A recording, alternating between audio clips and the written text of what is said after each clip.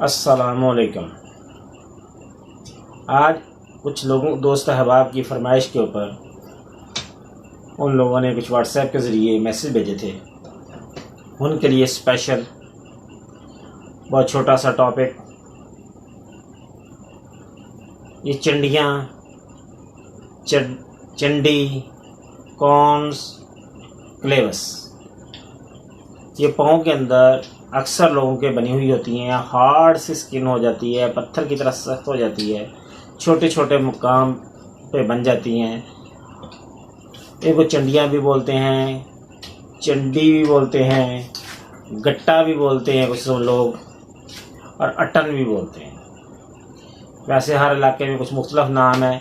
और ये पाँव के अंदर अक्सर देखी जा रही हैं। जूता लगने से बन जाती हैं, जूता हार्ड पहनने से बन जाती हैं, जूते की अगर अंदर की स्किन जो होती है अंदर स्क्रैप बन जाते हैं, उसके साथ रगड़ खाने से ये स्किन आहिस्ता आहिस्ता सख्त हो जाती है और ये चंडी टाइप बन जाती है। और उसको कई दफ़ा ये दर्द भी करती हैं, कभी कभी इस दर्द नहीं करती।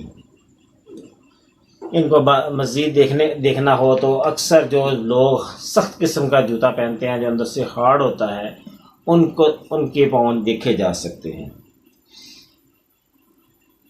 दबाव की वजह से पाँव के अंदर के हिस्से बन जाते हैं। अंगूठा, छोटी उंगली के जोड़ के ऊपर, जल्द के अंदर, तलवे के अंदर चलने से ये दर्द करती है।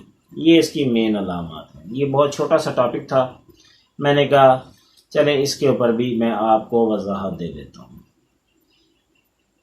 और इनको ख़त्म करने के लिए कुछ हुक्मा एक ख़ास किस्म की दवाई तैयार करते हैं, वो लगा के ख़त्म करते हैं। उसको मुसलसल इस्तेमाल करें तो आहिस्ता आहिस्ता ये स्किन दोबारा डिज़ोल्व हो जाती है और नरम हो जाती है। एलोपैथी में भी इसकी कुछ मेडिसिन होंगी, उसके बारे में मेरा इल्म नहीं है, लिहाजा मैं डिस्कस नहीं कर रहा। होम्योपैथी के अंदर इसके ऊपर लगाने के लिए सबसे बेस्ट मेडिसिन जो है वो हाइड्रोस्टस है। हाइड्रोस्टस मदर टिंचर को वैसलीन में मिक्स कर लें। 1 आउंस वैसलीन के अंदर कम से कम 20 कतरे यानी 1 ड्राम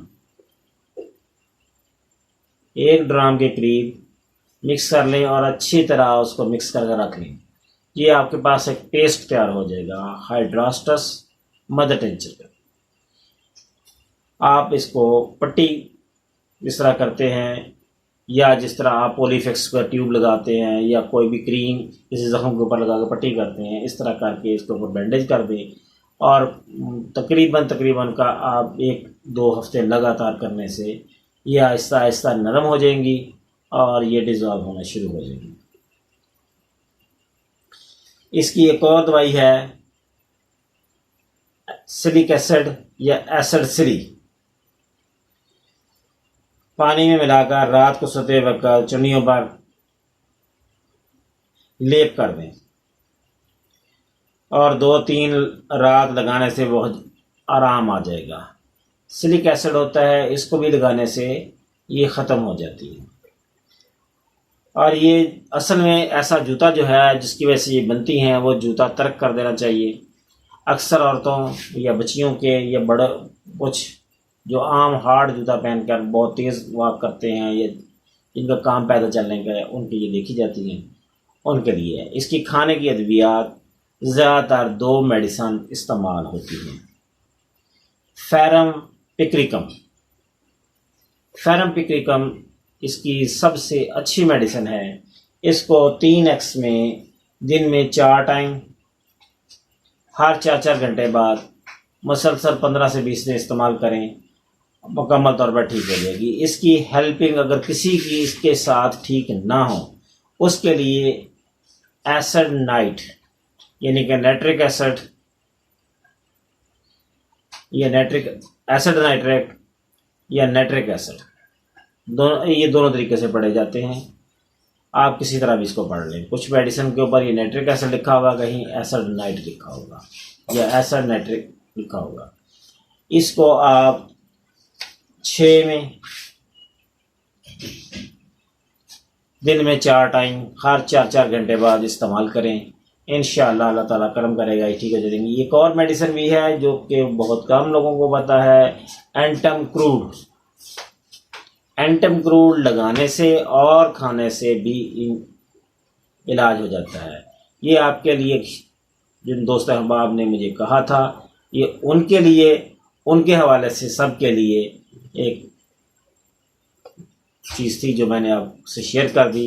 मेरे इस चैनल को सब्सक्राइब कर लें।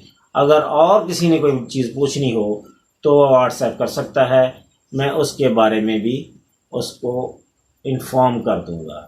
ये दोस्त अहबाब की वजह से आप तक पहुंची। शायद टॉपिक इसका नहीं था, लेकिन क्योंकि इसका मैसेज काफ़ी सारे आ गए थे, मैंने कहा चले मैं इसके ऊपर वीडियो बना देता हूं ताकि जिन लोगों को नहीं पता उनको भी पता चल जाए। इसकी मैं तस्वीर भी शेयर कर दूंगा मेरे चैनल, इसके चैनल के साथ, मेरी इसके साथ आपको कुछ तस्वीरें आएंगी, वो इसके मतलब होंगी ताकि आपको इसकी शनाख्त हो सके कि ये जो है ये चंडी है या चंडी है। ये 2-3 अल्फाज कुछ लोग बोलते हैं, उस हिसाब से है। हर लैंग्वेज में ज़रा मुख्तलिफ है। आसानी होगी कि आप इसकी वीडियो को देखें या इसकी ये जो तस्वीर है इसको पहचानें, तब आपको समझ आएगी कि इस मर्द का इलाज है। अस्सलामु अलैकुम व रहमतुल्लाहि व बरकातुहू।